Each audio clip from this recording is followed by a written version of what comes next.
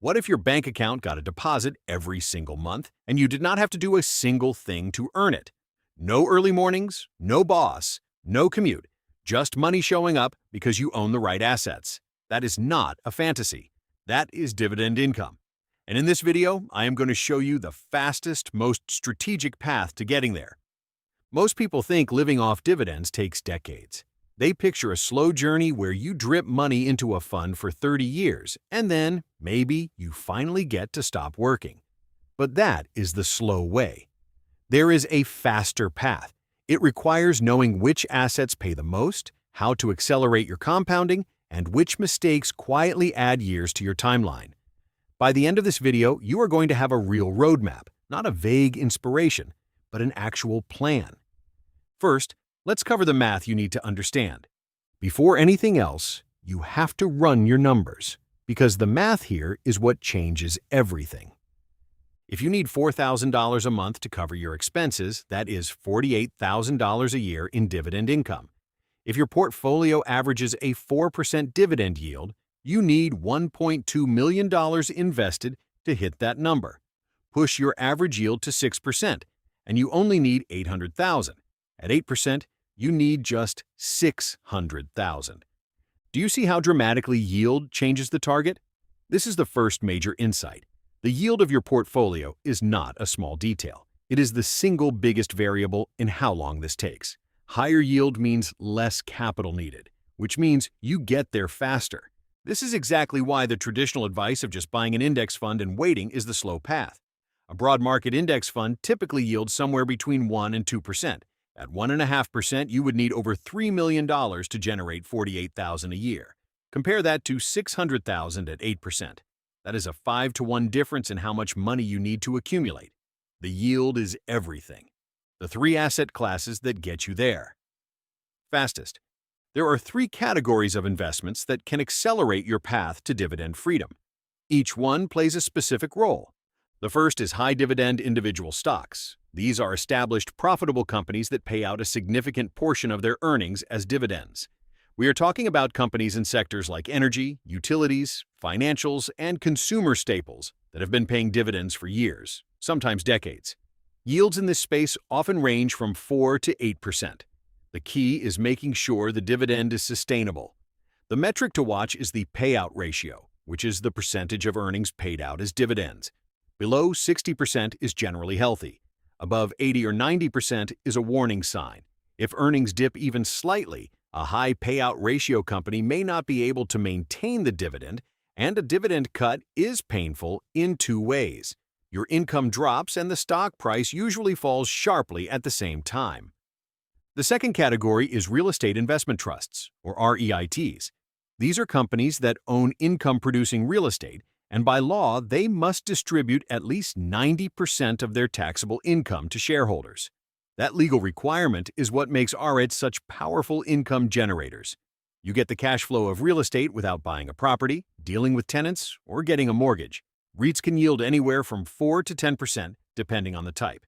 Equity REITs, which own physical properties like apartments, warehouses, and data centers, tend to be more stable. Mortgage REITs yield the highest, but carry more interest rate risk. Many REITs also raise their dividends over time as rents increase, giving you some built-in inflation protection.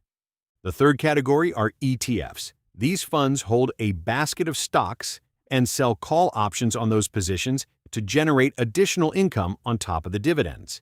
This strategy can push yields into the 8 to 12% range. Funds in this space have become enormously popular for exactly this reason.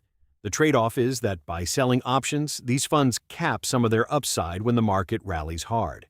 So, if you want maximum price appreciation, these are not the right tool. But if you are building for income and you need that cash flow sooner rather than later, covered call ETFs are exceptionally powerful. The mistakes that add years to your timeline. Knowing what to buy is only half the equation. The other half is avoiding the traps that quietly set people back by years. The biggest mistake is chasing yield without checking sustainability. When you see a stock yielding 15 or 20%, your instinct might be excitement. But in almost every case, a yield that high is a warning, not an opportunity. It usually means the market expects the dividend to be cut. When that cut comes, Your income drops and the stock price falls further, so you take a double hit.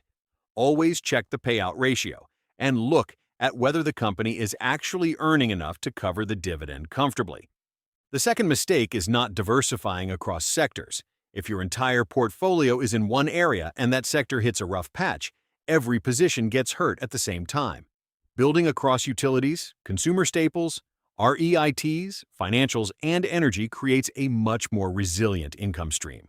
Different sectors perform differently at different points in the economic cycle, and that diversification is what keeps your income stable when things get volatile.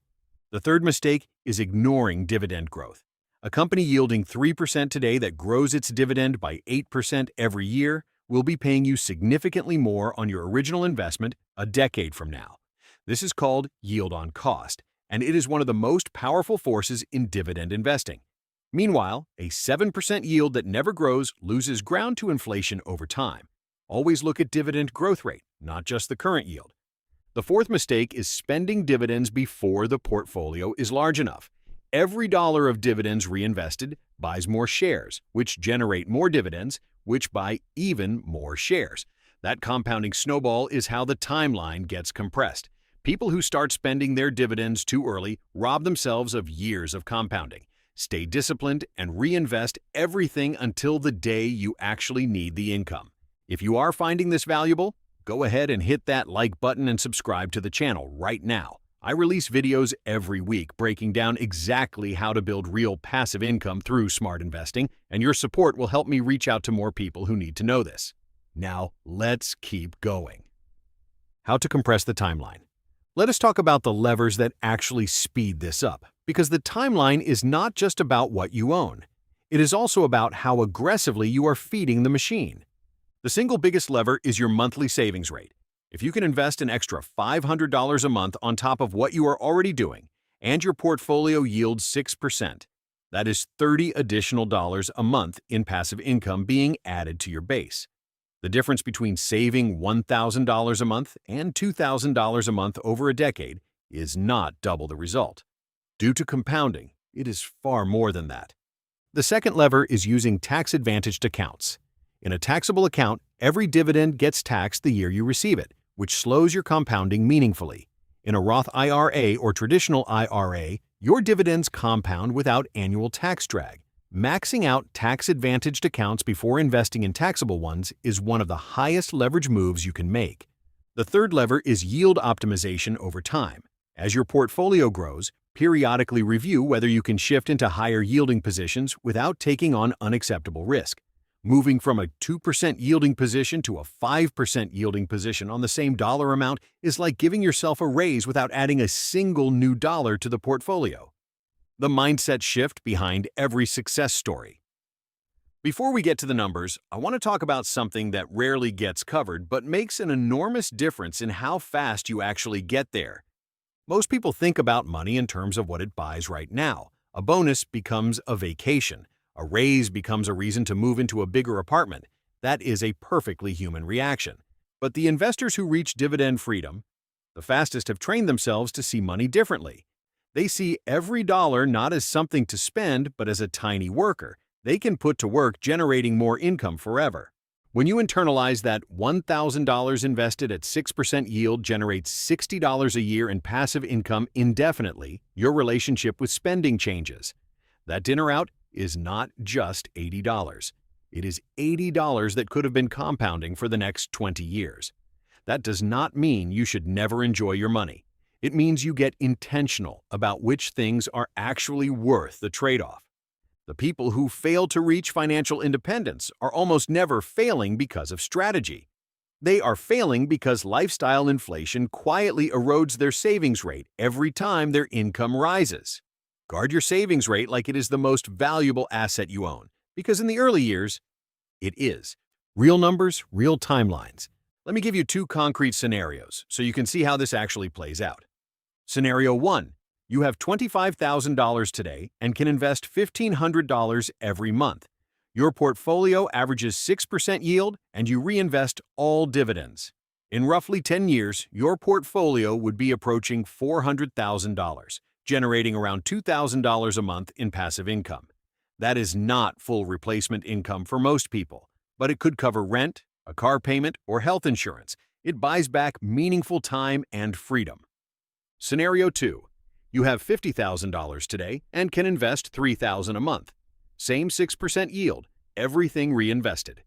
In about 10 years, your portfolio approaches $900,000 and generates roughly $4,500 a month. For most people, that is at or near full replacement income. You wake up and the money is already there. What these scenarios prove is that your monthly contribution rate is just as important as the yield itself. The more aggressively you can feed the portfolio in the early years, the faster the compounding takes over and does the heavy lifting for you. Your action plan. Let me close with something concrete. Here is exactly what to do starting right now, regardless of where you are. Step 1. Calculate your freedom number. Figure out how much monthly income covers your essential expenses, multiply by 12 to get your annual target, and divide by your target yield to get the portfolio size you need. Write that number down and put it somewhere you see it every day.